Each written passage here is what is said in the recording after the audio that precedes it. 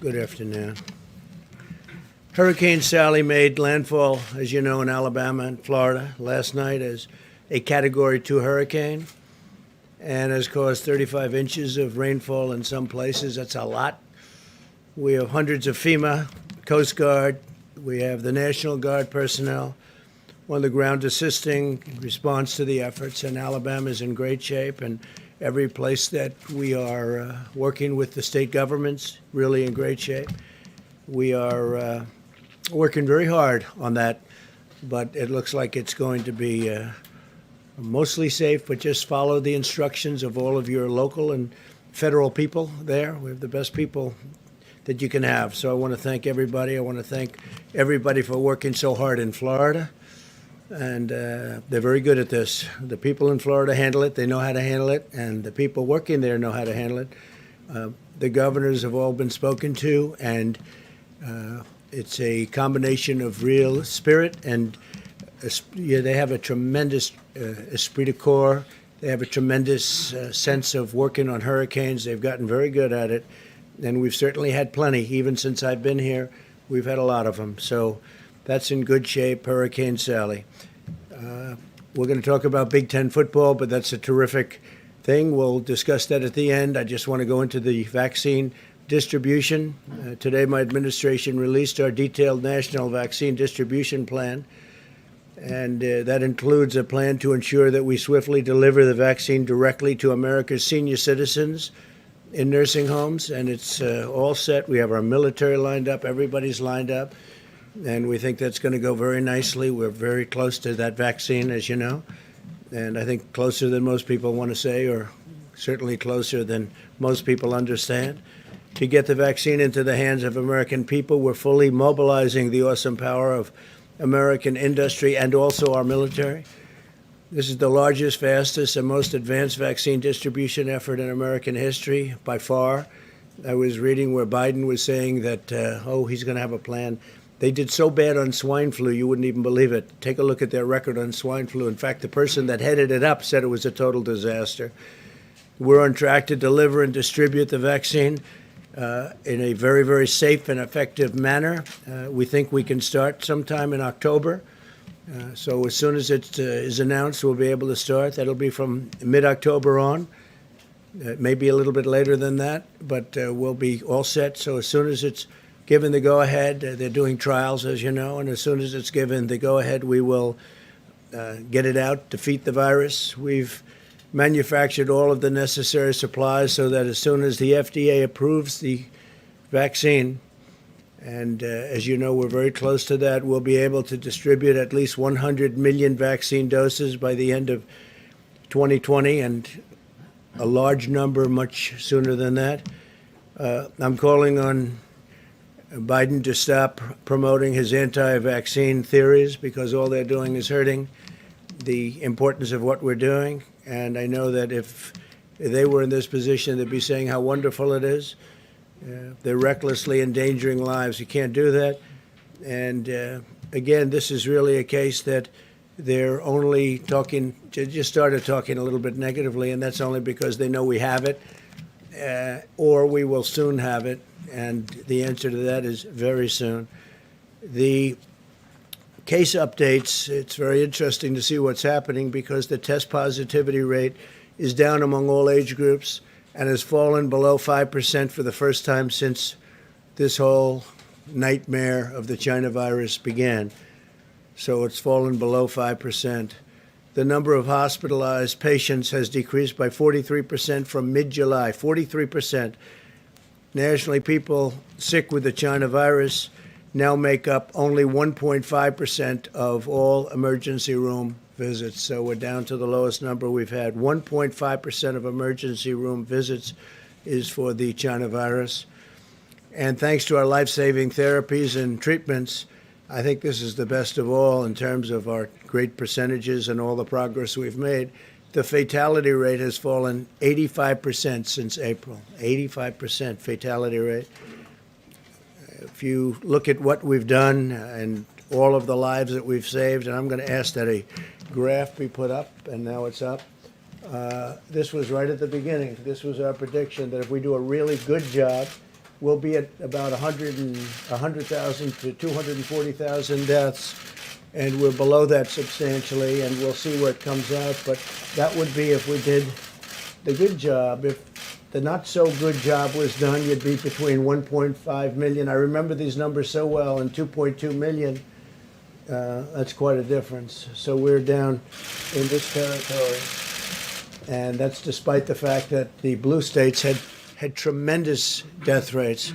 If you take the blue states out, we're at a level that I don't think anybody in the world would be at. We're really at a very low level. But some of the states, they were blue states and blue state managed. And by the way, we would recommend they open up their states. I think it's very important that they open up their states, because if you look at certain of them, North Carolina, Pennsylvania, Michigan, and a couple of others, we have to get those states open.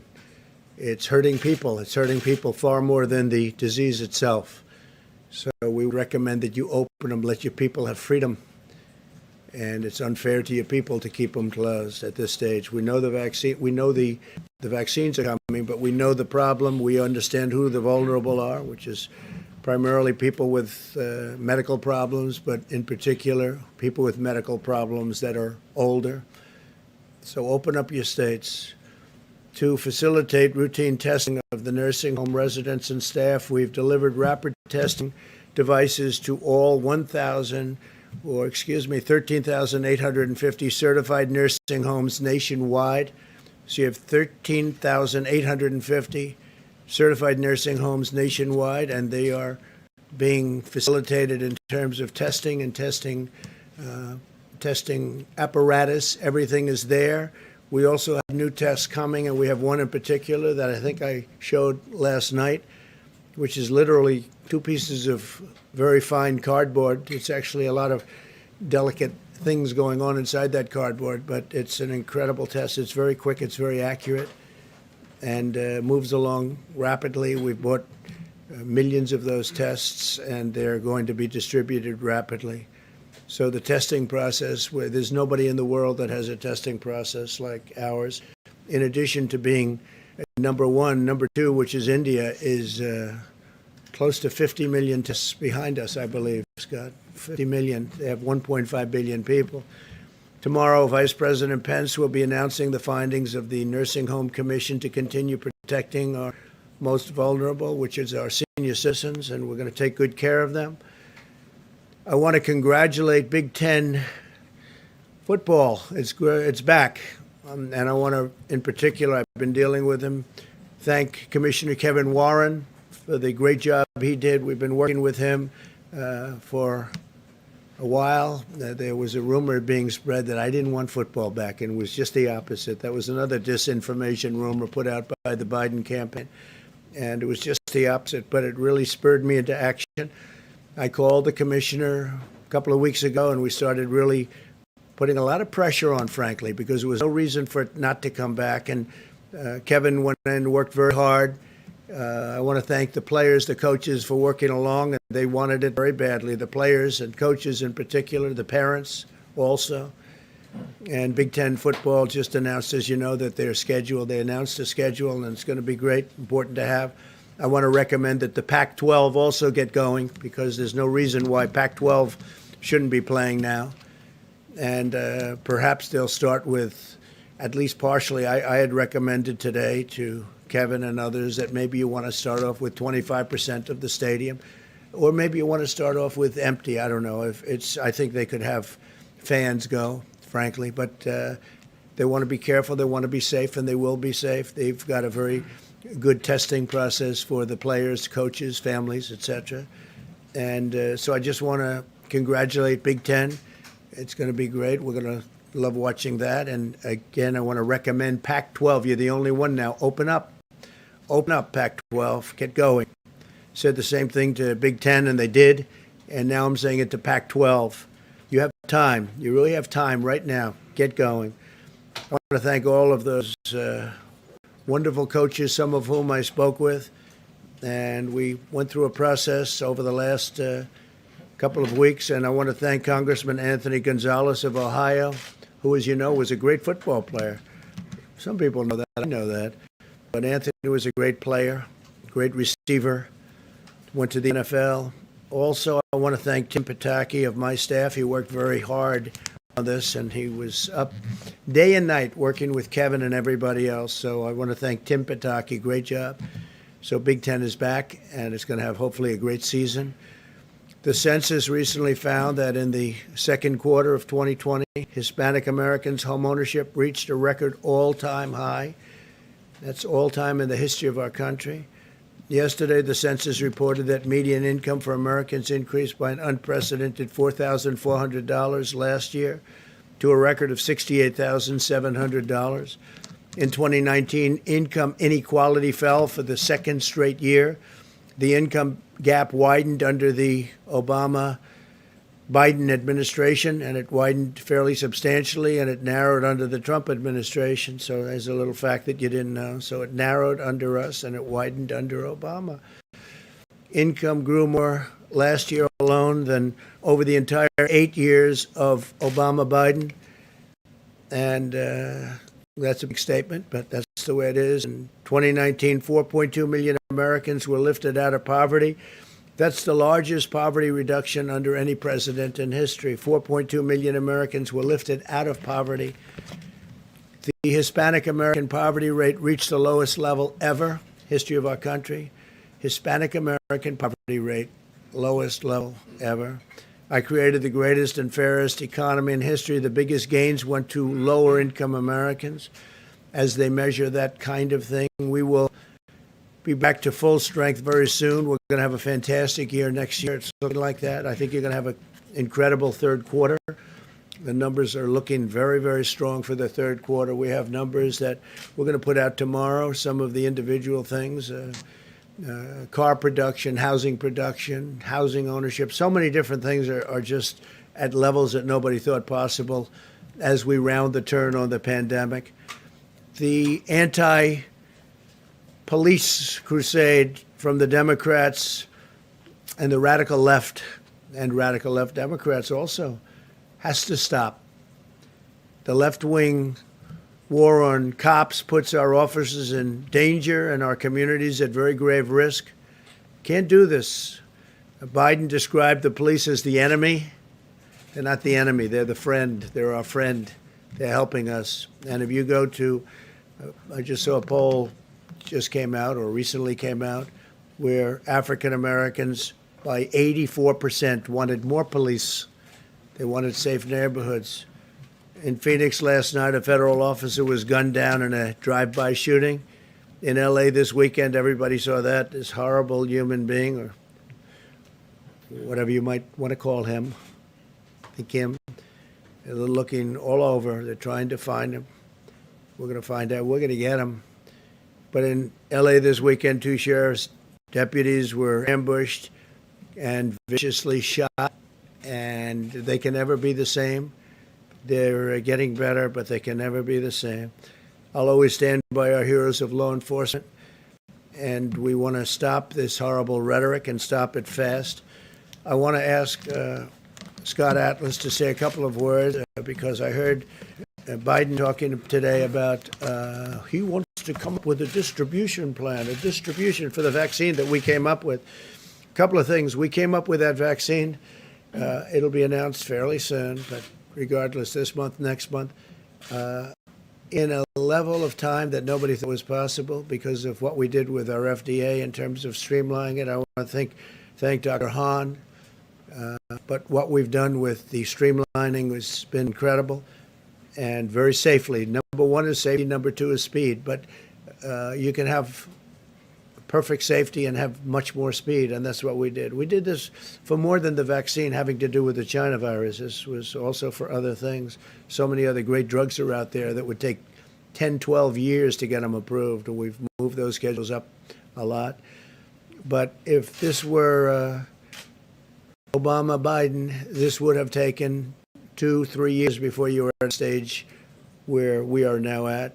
So we're going to be very soon, and it's sort of funny to watch Joe Biden getting up and reading a teleprompter and saying how he would have done this.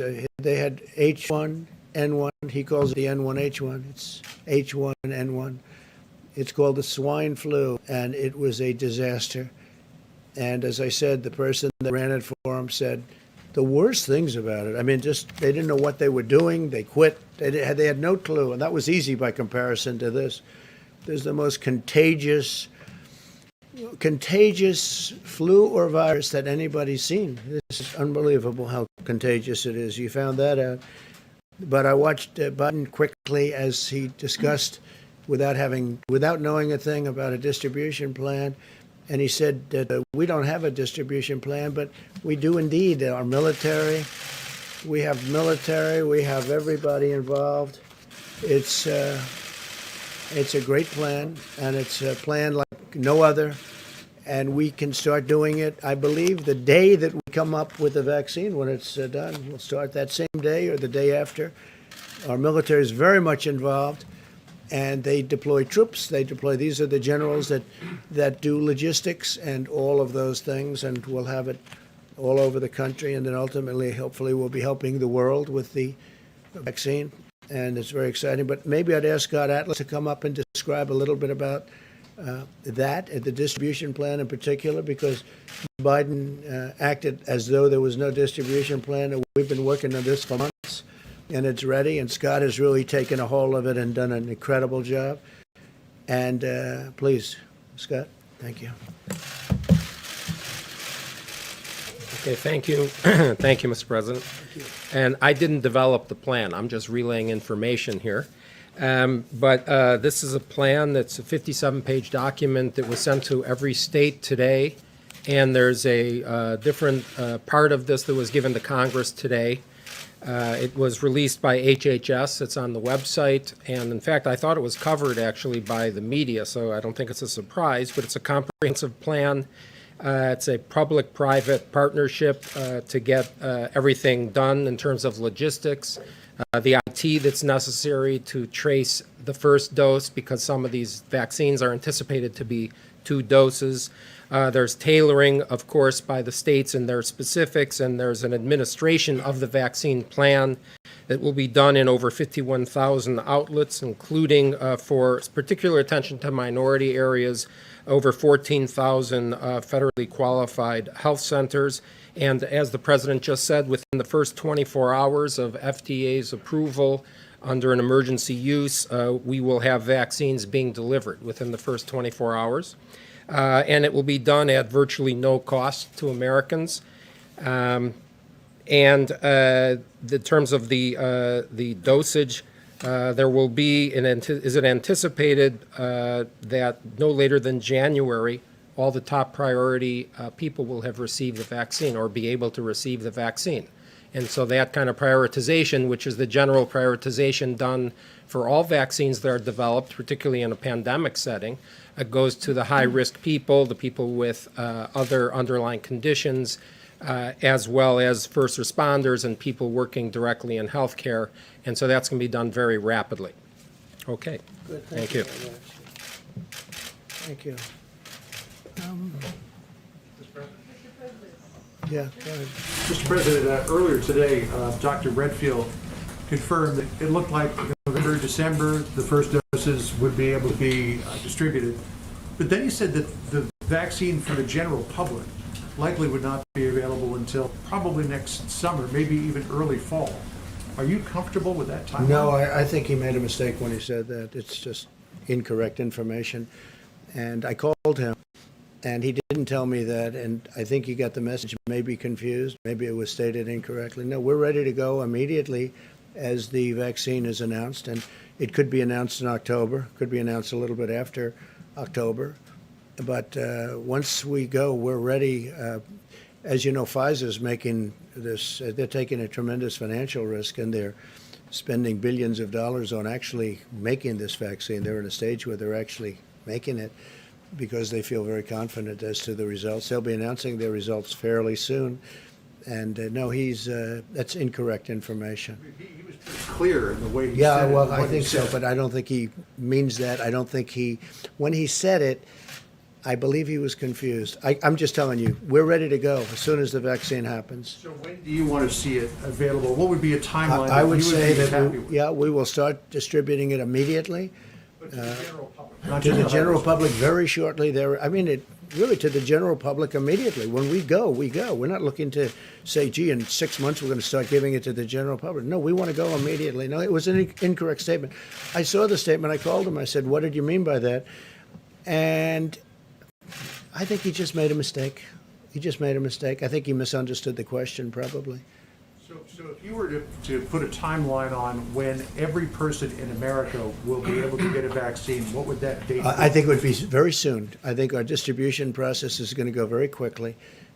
I told you we've engaged the military. We have a general who's in charge of all logistics who delivers soldiers. He's a fantastic guy. He's supposed to be fantastic at what he does. And we figure that's better than any company you're going to hire. You can't hire a company like that. And we look to do distribution immediately after we get the word that it's good.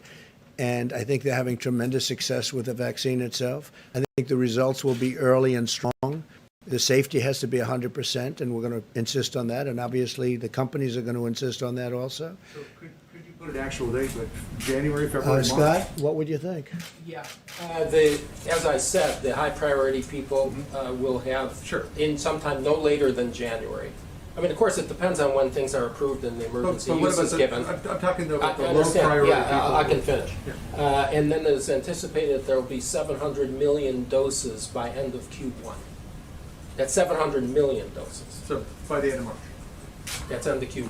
Dr. Atlas, do you mind if I ask you a question? Q1, he said. Right, yeah, that's the end of March, right? It's one thing to have the doses, but we've talked to a lot of public health experts who say if this is happening in the winter and you have to socially distance, you can't have the packed lines that we saw during H1N1. You can't have packed auditoriums. You have to space it out. So that's one thing. Another thing they're worried about is storing these vaccines. And since we don't know which one is the winner, doctors' offices may not have dry ice to handle negative 80 degrees. So these are challenges. Are you prepared to say that you can overcome all those in 3 months? Yes, because at least I've been briefed on the vaccine, okay? And so all the refrigerators that are necessary, everything is going to be in place for this. There's a very detailed logistical plan that was started months ago. And you're welcome to read it on the web, but basically, yeah, all those things are not a problem really. I mean, if people know how to shop for groceries or go into a store or sit in the restaurants that are open and use social distancing, I think they can do it for vaccines too.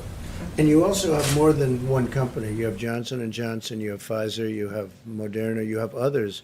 So we could conceivably have vaccines being given out by numerous companies, and they're all world-class companies. They're fantastic companies.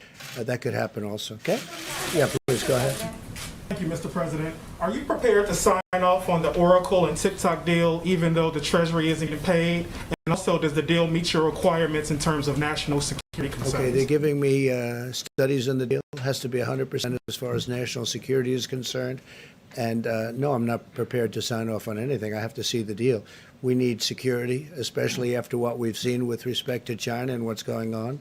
We want security. So I'll let you know. They're going to be reporting to me tomorrow morning, and I will let you know. What about the payment? What about the payment to the Treasury? Well, we're going to see about that.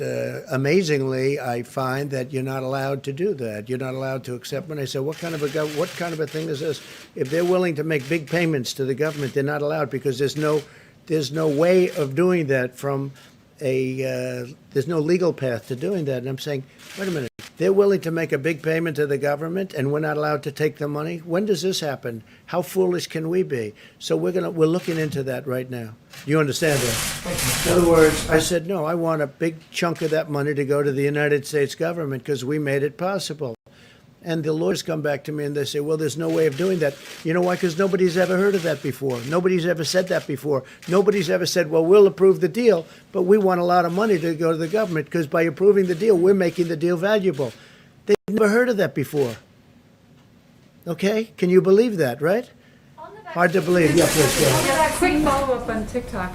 You had said earlier that it was really important to you that a U.S. company buy TikTok, and according to the proposals submitted by ByteDance would keep a majority stake, and Oracle would have a minority stake. Well, we're going to find out about that.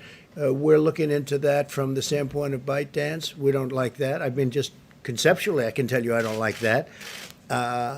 That has not been told to me yet. That has been reported, but it hasn't been told to me. It could be very accurate reporting for a change. So if that's the case, I'm not going to be happy with that. Assuming that ByteDance is China, which I think it probably is, yeah? Yeah, in the back. Yes, go ahead. Thanks, Mr. President. Bill Barr told prosecutors that he wants to charge violent demonstrators with sedition.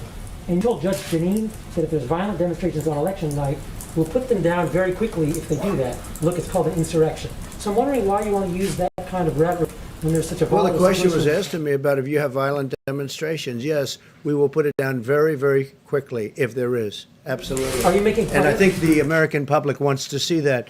Yeah, OAN, please. Violence on OAN, yeah, please. Thank you, Mr. President. With No, just to regards, finish, look, if there's any kind of demonstration or violence, there will be nothing that interferes with this product, this vote. There's going to be nothing. The biggest problem we have right now are the ballots. Millions of ballots going out. That's the biggest problem. When you talk about other countries, whether it's China, Russia, or many others that get mentioned, they're in a much better position with these paper ballots to do something than they would ever be under the old system.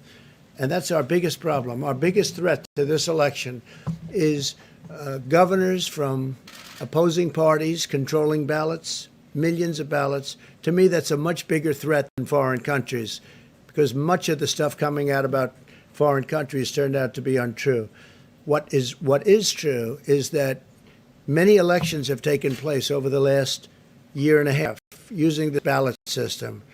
They've been off by 5%, 10%, 15%. I think I read one at 40%. And these are small, easy to control elections. This whole ballot system where you can send it in and it's not even requested. We're not talking about it solicited. They're unsolicited ballots and they're sent in is very dangerous for our country. And you know who knows that better than anybody? The Democrats. Look at what happened in Manhattan where they had this kind of an election. And it was so fraudulent that it should never have been allowed to be called. We could have 5, 10, 15, 20% off. We could have more than that. The ballots will be stolen. Who knows where they're going? Who knows where they're coming from? Do you see a federal It's not just the counting of the ballots, which, by the way, which will take forever. It'll take forever. You think November 3rd? You might not have, I guess at a certain point it goes to Congress. You know, at a certain point it goes to Congress. You know that. This is a disgrace. This is being done on purpose. They know it's no good. They know it's going to be fraudulent. It's going to be fraud all over the place. Who's getting the ballots? Who's sending the ballots? They have people saying you don't need a verified signature. This is a serious threat to our democracy. And the Democrats know that. All we're asking, if you solicit the ballot, you go through a process. You ask for a ballot because you can't be there for a large number of reasons. For whatever I'm doing it myself. I won't be able to be in Florida. You solicit and they send it back. You do it and you send it back. That's a process that you go through, and it's pretty secure. I use the word pretty secure. I guess nothing foolproof. But what's pretty close to what the most foolproof thing, the thing that really works, is you go to the ballot box. It's going to be very safe. I think by that time, COVID will be even lower. It's going to be very low. It's going to be a very safe process. We did it during World War I. We did it during World War II. The biggest threat to this election is these unsolicited ballots sent out by the millions, controlled by governors like in Nevada, who is a political person, very political, but far beyond being governor, where they tried to stop you from making a speech unsuccessfully, but we had to move around a lot, had to move quickly. So this same guy that tried to stop you from making free speech outside, not inside, outside. They forced us inside because of what they did, but outside. This is the guy that's controlling ballots. Then you look at Pennsylvania, you look at other places, it is a big threat.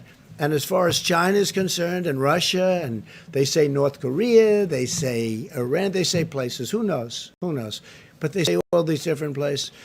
They can make forgeries of these ballots. They can do things that will blow your mind. And the Democrats know it's wrong. They know it's going to end up being a disaster. Just take a look at what's happened. Take a look at what's happened over the last year with this same kind of thing, except in a very small setting with very few ballots going out. So that's much easier. Not 53 to 80 million going out. A very small number. And you know what's happened? Fraud like you've never seen, missing ballots, ballots that never showed up, ballots with bad signatures, ballots with no signatures. And in the case of Nevada, they don't even want verification of the signature. It's a disgrace. Now, the hope for our nation is it's before judges. In Pennsylvania, it's before judges. In Nevada, it's before judges. In other places, it's before federal judges. Hopefully, they'll do what they did the other day in Pennsylvania, where we had a great victory. Open up your state. It's unconstitutional to close it, because what they were doing is closing it, and they're closing it for political reasons. It'll open on November 4th. It'll open up right after the election. But they want they want our numbers to be as bad as possible, but the problem is our numbers are so good, with or without various states opening up, with or without. But we had a big legal victory, as you know, 3 days ago. A federal judge told them to open up their state. It's unconstitutional what you're doing. That's in the case of Pennsylvania. Now the big cases are going to be the cases on these unsolicited ballots, and we'll see what happens. All right, OAN, please. Mr. President, on the grounds that the Chinese Communist Party has been using slave labor in Xinjiang, your administration has imposed a limited ban on certain products coming out of Xinjiang, stopping short of a full region ban. What is your response to the Chinese Communist Party's spokespeople who are saying that this is an outright lie, Xinjiang does not have forced labor? And number two, have allies expressed interest in standing with this administration in taking action against forced labor imposed by the Communist we don't Party? want to see that. We've been very strong on that. We're getting reports in over the next 2-3 days. We'll know very accurately what the story is, and we'll then take action one way or the other. Yes, I just wanted to ask you about the WTO's recent ruling against the United States over $200 billion in tariffs on China. Should the U.S. remain part of the WTO? Well, I have questions about it. Look, the U.S., we just won a $7.5 billion lawsuit, which nobody used to sue before I came along, you know. Well, they used to lose them every single time. Now they haven't been losing them. But we're getting reports on the WTO. It's not good. Never been good to us. The WTO, as far as I'm concerned, was created to suck money and jobs out of the United States to the benefit of China and other countries. That's what my opinion is. Whether it was created or it just turned out to be that way. But the World Trade Organization has been not good for the United States. It's been good for everybody else, but it's not been good. It was a method, in my opinion, of taking advantage of the United States. So we're looking into what happened, and we'll get back to you fast. Two questions. One, you said you spoke with Dr. Redfield earlier, and you said that he made a mistake. I think he made a mistake. Yeah, But- I didn't go into any great depth. I was very surprised to hear it. It doesn't really matter. Here's what does matter. We're all set to distribute immediately. As soon as that vaccine comes out that's safe and good and works, whether it's Pfizer, Johnson & Johnson, or anybody else, we are ready to distribute it very rapidly, as Scott said, and as our team knows, and they're ready. And that could be in October, sometime in October or November. I don't think it's going to be much later than that, but I think it could be sometime in October. We're ready to move, and it'll be a very full distribution. So y'all had the call. You said that you told him that he had made a mistake. What was his response? No, I And didn't did he tell him apologize? anything. I said, what happened? And I got the impression that he didn't realize he said what he might have said. I didn't see him say it. But if that's what he said, it's a mistake, because here's, sir, ready? We're ready to distribute immediately to a vast section of our country and then beyond, because we want to help other countries also. But we're ready to distribute immediately. But the timeline that he gave, saying that it wouldn't be ready for the general public until the middle of next year, sounds very like the one that you kind of just offered. No, I said that there'll be 700 million doses by end of Q1, and everyone in high risk will have it no later than January. Yeah, he was talking, That's he what said I the said. general public for No, next but year. we are He wasn't focused. talking about high risk As you or know, healthcare. Caitlin, we're focused on high risk, but we're going to focus also on general public very much. But our immediate aim is elderly people, and especially elderly people with heart, diabetes problems. But we will have it. We're not looking at a small distribution program. We're looking at distributing to the whole United States with an immediate focus of the elderly. Now, under no circumstance will it be as late as the doctor said, but I think that, frankly, if he analyzes, they hit him with that question. He said that we are ready at a much faster level than what he said. We will have rapid distribution. We're set up, our military and others are set up to do it. And we think it could even start taking place in October, but certainly during November, December would be the latest, because based on what we're hearing, results are, based on what I'm hearing, results are very good. So we'll see what happens. Question is, you told Bob Woodward the problem with the vaccine is the vaccine will take 13 to 14 months once you have it because you have to test a vaccine. So do you want to clarify? Well, what I was saying to him, no, that was a long time ago when I said that. We weren't set up at that time. Well, how many months ago? When was the statement made? He doesn't say in the His when book it is was sort of made. obsolete But because you the book listed comes your out. opinion. By the way, I read the book last night very rapidly because it was very boring. I read it, and if you see what I said a lot of really good things. I mean, for the most part, people like to turn it around, but I said really good things in that book. And as an example, he doesn't cover, I told him what we're doing in the Middle East, and we're doing it in an entirely different way, and that's not covered in his book. The whole thing isn't covered in his book. And one thing I will say, I respect the press for this one, which was interesting. Almost universally, we've been praised for the deal that we made yesterday with Israel and with, two very important countries in the Middle East, and UAE in particular, where it's a very powerful group. It's a warrior country. It's led by a great warrior and a man who's highly respected. And if you take a look at that and Bahrain and Israel making a deal, and I will tell you, we have at least 4 or 5 others that want to come in. They would have come in yesterday. I talked to 2 of them yesterday, and they're ready to trot. And I think you're going to have a whole level of peace without blood all over the sand. Nobody was shot. Nobody was killed. We killed hundreds of thousands of people in the Middle East. It's been. I always say it's the bloodiest sand anywhere in the world. And it didn't have to be that way. The single worst decision our country ever made was to go into the Middle East. Not only the millions of people killed, and I include people on both sides. Some people say, oh, you shouldn't say that. I said, I'll say it, on both sides. Such a horrible thing was done. Such a horrible mistake was made. We're doing this a different way. So we have those 2 countries. We have at least 5 that we're negotiating with right now. And, you can only negotiate with so many. I think they're all going to come in.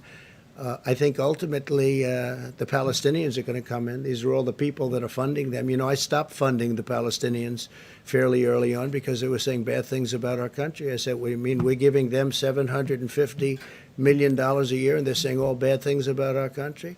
So I stopped funding them very early on. But they get funded by other very rich countries. To them, it's like a speck. It's nothing. But they get funded. But I think now that these countries, these very rich countries, are part of the deal, and you'll see over the next fairly short period of time, other countries will come in. I think Saudi Arabia ultimately will come in too. I think getting Saudi Arabia will be great, but I think Saudi Arabia, that's my feeling. It's not based on knowledge other than a couple of conversations I had with the king. But Saudi Arabia, I think, will be coming in too. And you'll end up with peace in the Middle East, and nobody thought it could be done. And nobody thought it could be done this way. I went to some very smart people. I went to some people in the Middle East, and they said, you'll never be able to do it. It's not possible to make peace. Well, now they're saying to me, nobody ever thought of doing this. They all thought you make the deal first with the Palestinians. It had to be that way. And I will say the resistance was some countries didn't want to do it unless the Palestinians were there first. That was just a psychological thing more than anything else, but they were wrong. The people, our great representatives that have been doing this for 35 years that were telling me how to do it, but they all failed. They were in Clinton's administration, they were in Bush, they were in Obama, all these great brilliant people. They're all telling me how to do it, and I said they're wrong, and I guess I was right. And when you see, let's finish this. when you see the countries that will be coming, a very short period of time, not talking a long period of time, all of the countries that will be coming in, just like you saw Bahrain yesterday, UAE, and I can think of, at least 5 that are going to be quick and easy. Others will be quick and easy also once the 5 come in. So you're going to have something, you're going to have peace in the Middle East. And we want to get out, our soldiers are largely coming home. I said the endless wars, the ridiculous endless wars. And I will say this, if I didn't withdraw our country from that horrible Iran nuclear deal, that horrible, stupid deal where President Obama paid $150 billion for nothing and gave $1.8 billion in cash. $1.8 billion. You know what that is? $1.8 billion in cash. That's more impressive than the $150 billion paid normally. But he gave all this money, all of these chips that we had. We had these chips, and he gave them all away, and we got nothing. And it was a short-term deal. It would be practically expiring now. It starts to expire actually right now, but it would practically be. And there is no way we will let Iran have a nuclear weapon. Just remember that. There's no way that's going to happen. Are you reversing this statement? You never answered a statement. I'll just like this, but do you want to reverse what you told Woodward of the 13 to 14 month timeline for a vaccine? Well, the vaccine at the time, I thought it might take that period of time, but we've stepped it up very substantially. And now, I'm just telling you, this is just what it is. We've been able to step it up very, very rapidly. I never thought we could have a vaccine as quickly as we did, but I freed it up. I freed up the FDA. Dr. Hahn's done a great job, and they're ready to approve something when they come in. The other thing that's happening that's very different is you look at a company like Pfizer, a great company, really one of the great companies of the world, Johnson & Johnson, they're all great companies. They're doing a lot of testing at a very rapid rate that nobody's ever seen anything like it. They're out in they're in the 3rd level of trial. And I think that you're going to see things that are amazing. When I made statements like that, that's an old statement. When I made statements like that, I had no idea that we could produce as well as we're producing. But only because of what I've done with the FDA and other things can we come up with numbers like that. We're lucky that we don't have to, because that was considered fast. If this were an administration from the past, and I think I can say far beyond Obama, if it was other administrations also, you wouldn't have a vaccine for 2.5, 3 years. And we're going to have a vaccine within, at most, a couple of months. Okay? John? Mr. President, if I could ask you about coronavirus relief, do you support the Problem Solvers Caucus proposal that was put forward? Are you comfortable with the $500 billion for the states? Something like that. Yeah, I like the larger amount. I've said that. Some of the Republicans disagree, but I think I can convince them to go along with that because I like the larger number. I want to see people get money. I want to see, it wasn't their fault that this happened. It was China's fault, People say, oh, maybe you shouldn't say that. That's not nice. It was China's fault. So I'd like to see the larger number. Yeah, I would like to see it. There are some things I disagree with, but I'm sure they can be negotiating. Now, I heard Nancy Pelosi said she doesn't want to leave until we have an agreement. She's come a long way. That's great. If she said that, she's come a long way. I agree with her. We should have an agreement. People should be helped, and they should be helped as rapidly as possible. And I think it's going to happen. I think it's very important. So the problem solvers came up with, it's a group of people in Congress, as you know them all, I know them all. They're very good people. I guess you'd consider them dead center. But in many cases, they're not. They're left, they're right, but they came up with this idea. And I think they're well on their way to suggesting some pretty good things. Yeah. So in terms of I agree with a lot of it. In terms of things that you don't agree, are you comfortable with the $500 billion? I think the things I don't agree, we can probably negotiate. But I think we've made some progress over the last week. And I think it was positive that they came out with that report. Just to button this up, would you endorse that proposal? Well, not that a proposal, but we're getting closer. We're getting closer. I do like a lot of money getting sent to people that really were hurt unnecessarily by China because they could have stopped it. They stopped it from going to their country. They could have stopped it from coming to our country and from going to Europe and from going to the rest of the world, 188 different countries from all over the world. Please. The director of the CDC also testified today that a mask, in his estimation, is guaranteed to protect the American public more from the coronavirus than a vaccine. You have, as detailed, poured a lot of resources into a vaccine development. Why not devote your And energy to masks. Why not devote your energy now Yeah. to a campaign to have all Americans wear a mask? Something that, if more effective than a vaccine, would also help the schools and the economy. Okay, number one, is not more effective by any means than a vaccine, and I called him about that. Those were the two things I discussed with him. And I believe that if you ask him, he would probably say that he didn't understand the question because I said to him, I asked him those two questions, the one question which we covered and the mask question. And I was inaccurately covered because I was on with George last night, George Stephanopoulos, and I enjoyed it. I think people enjoyed it. I got, a lot of people said very good things about the show. I hope they did well, but they said a lot of good things about the show, but they always cut my sentences off. They cut it off. On masks, masks have problems too. And I talked about the masks have to be handled very gently, very carefully. I see that in restaurants there are people with masks and they're playing around with their mask and they have it, their fingers are in their mask and then they're serving with plates. I mean, I think there's a lot of problems with masks. No, vaccine is much more effective than the masks. And if we get the vaccine, we have added to the fact that our numbers are going way down. You see the numbers. I'm just reading you statistics that are from wherever they get them, but they're very highly qualified statistics.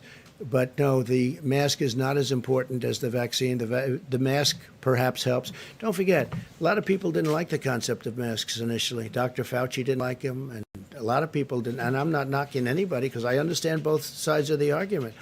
But when I called up Robert today, I said to him, what's with masks? He said, I think I answered that question incorrectly. I think maybe he misunderstood it. I mean, you have two questions. Maybe he misunderstood both of them.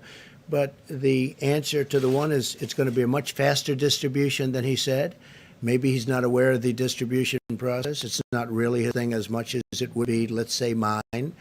But distribution is going to be much faster. As far as the mask is concerned, I hope that the vaccine is going to be a lot more beneficial than the masks because people have used the masks. But when I looked at that chart that we put up, if you look, we're right. If you do the good job, they had, I guess, 240,000. But if you do the good, if it worked out well, now look, one death is too much. One death is too much. Should have never happened. But the lower level was at that 240,000, between 100 and something and 240,000.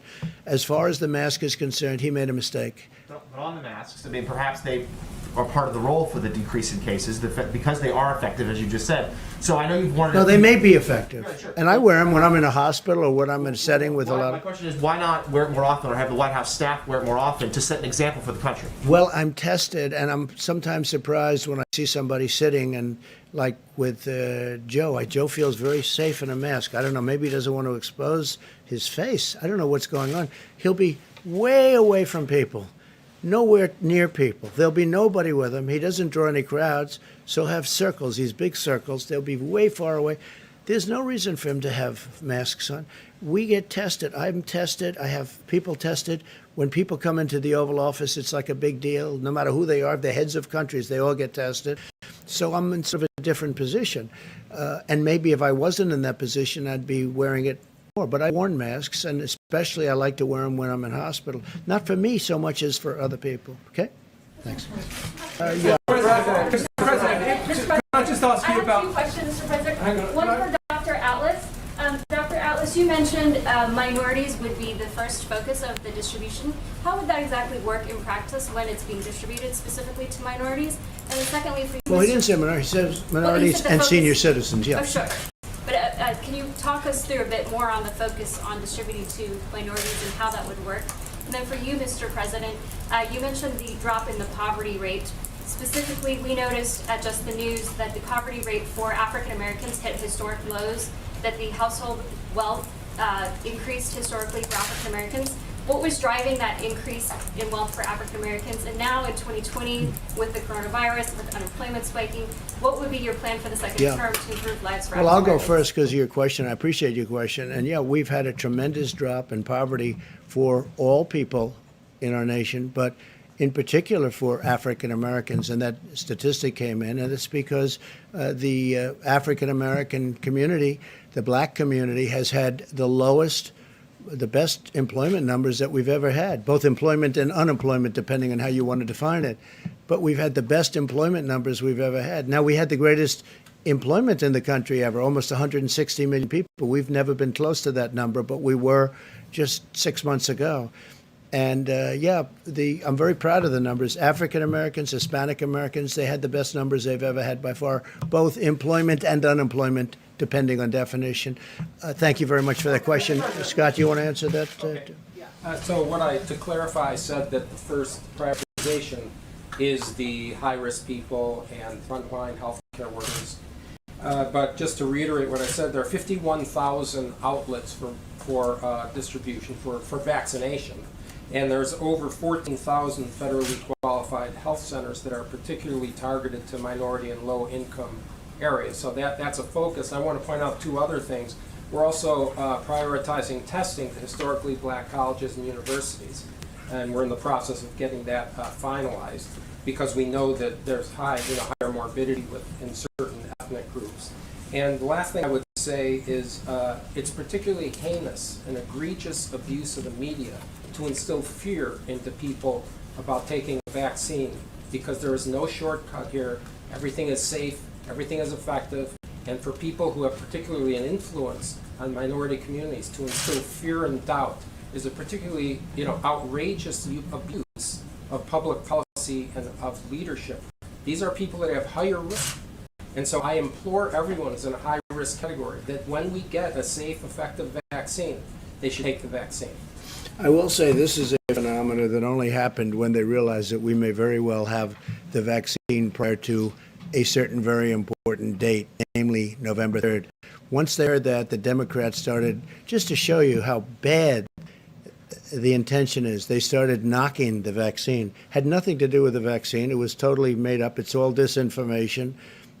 Just like they put an ad in about football, just like they put, with respect to me, I'm the one that got football back. And I was always against them going out. It was ridiculous, that Big Ten. And now hopefully Pac-10 goes back. And I say that just like even worse, they put out a totally fake ad, totally made-up story. It was a made-up story by a third-rate magazine where the head guy, I guess the head person, I have no idea who he is, I don't know him, but he's friends with Obama and Clinton. So they made up this horrible story, and then they did ads. Well, they made up this story, too. This story is very simple. They started knocking the vaccine as soon as they heard that this actually may come out prior to election. Now, it may or may not, but it'll be within a matter of weeks. It'll be within a matter of weeks from November. It's ready to go, and it's ready for massive distribution to everybody, with a focus, again, on seniors. And I will say, also, the historically black colleges and universities, we are doing, at my suggestion, because they have had a difficult problem there, we are doing more testing there and finer testing. We have our great apparatus there. But when you look at what we've done testing in terms of the technology and the amount, it's been really amazing. In fact, I think we're going to crack 100 million tests very soon in the very near future. We're going to be cracking 100 million tests. Now, what that does do is it shows up more cases. If we didn't test, we wouldn't have cases. You would have no cases. Other countries, they don't test, they don't have cases. And then they say, oh, the United States. Well, but we're proud of it because it shows where there may be a problem and it helps people. But we're doing tremendous testing at the historically black colleges and universities, and that was a suggestion I made, and I think it's a good suggestion. Yeah, please go ahead. Yes, Mr. President, thank you. The core of Vice President Biden's argument is that you don't trust the scientists, you don't listen to them. And here up on the podium today, you're twice contradicting the director of your own CDC on the science who testified before Congress today. No, he's contradicting himself. I think he misunderstood the questions. Well, he was testifying on. You know what I think? I think he misunderstood. I told you, I don't have to go through this. I think he misunderstood the questions. But I'm telling you, here's the bottom line. Distribution is going to be very rapid. He may not know that. Maybe he's not aware of that. And maybe he's not dealing with the military, et cetera, like I do. Distribution is going to be very rapid, and the vaccine is going to be very powerful. It's going to solve a tremendous problem. It's going to be very powerful. How can the American people trust you on the pandemic when you're contradicting the head of the CDC and your Because own of the great administration? job we've done. because of the great things we've done in other fields also, because of the fact that we created ventilators. We built ventilators by the thousands, and now we're supplying to the world, because of all of the incredible work we've done for governors who are on every call saying, this is incredible, this is great, this is great. Sometimes they're not quite as friendly at a news conference when you have people covering it. But we have done a phenomenal job on COVID-19, as they like to call it. I call it other things. But we have done a phenomenal job. I get calls from other people in other countries. They can't believe the job we've done. And then they'll say, is there any way that you could get us ventilators? I say, how many do you need? 1,000 ventilators. I said, we'll be able to take care of it. We're making thousands of ventilators, very complex, very expensive, very difficult thing to make. We're making thousands a month. The cupboard was bare when I got here. And I will tell you, our distribution is going to be very rapid and it's going to be all-encompassing. We are going to have a focus on certain groups that have problems, senior citizens, etc. But it's a very powerful, it's going to be a very powerful distribution. It's going to cover everybody, and it's going to cover them rapidly. I don't know whether or not the doctor knows that, how much he covers, but I called him because I said, why did you say that long? He wasn't that aware of it. And the other one was the mask. The vaccine is going to have tremendous power. It's going to be extremely strong. It's going to be extremely successful. We're not going to have a problem. And the mask may help, and I hope it helps, and I think it probably does. But again, the mask is a mixed bag. There are some people, professionals, Scott, you would know a lot of them, but there are some people that don't like the mask because of the touchiness and the touching, and then you're touching everything else. They feel that masks have problems. So anyway, go ahead in the back, please. Mr. President, do you have confidence in Dr. Redfield? Yeah, I do. Well, you just said he keeps getting answers wrong. Well, he gave you some answers. Questions. He sort of, I think, maybe misunderstood a question. But we're beyond that now. We're really in final stages of vaccines. We're getting ready to go phase 1 on distribution. And I think it may come out even sooner than you think. I think the vaccine's going to be even better than people thought originally. I think people are going to be really surprised at the success of the vaccine. I think it's going to be a tremendous success. And we're fighting a very powerful party with a poor candidate, in my opinion, but we're fighting a very, very powerful party, and they're partners with the media, and because they're working together very closely. And they only started hitting on the vaccine. When they hit on the vaccine, they only hit on it when they realized that, wow, this is amazing. They may have it even before the election. All of a sudden, they didn't like the vaccine so much. Yeah, in the back, please. Go ahead. Thank you so much, Mr. President. Were you informed about positive coronavirus cases in the White House? I cannot hear you, I'm sorry. Were you informed about coronavirus cases, positive cases in the White House today? About today? Yes. On your staff. On your staff. Yeah. Say it. On your staff. There are reports of White House staff members testing positive. Oh, about staff? You mean about? Yes. I heard about it this morning at a very small level. Yes, I heard about it this morning. I don't know. We can have a report to you if you feel it's necessary. But it's a small. Last night I heard about it for the first time, and it's a small number of cases. Maybe it's not even cases. Do you have any idea if there's? Yes, we're not going to confirm the identities of the individuals. Yeah, that's okay. Yes, but it did not affect the event, and press was not around the individual. And it's not anybody that was near me. From what I heard, a very small number. I think you can probably give the number out later on when you find out what it might be. One person? It was one person. Okay? In Philadelphia? It was one person. So not too much. Not a person that I was associated with. Thank you very much, everybody. Thank you. Thank you very much.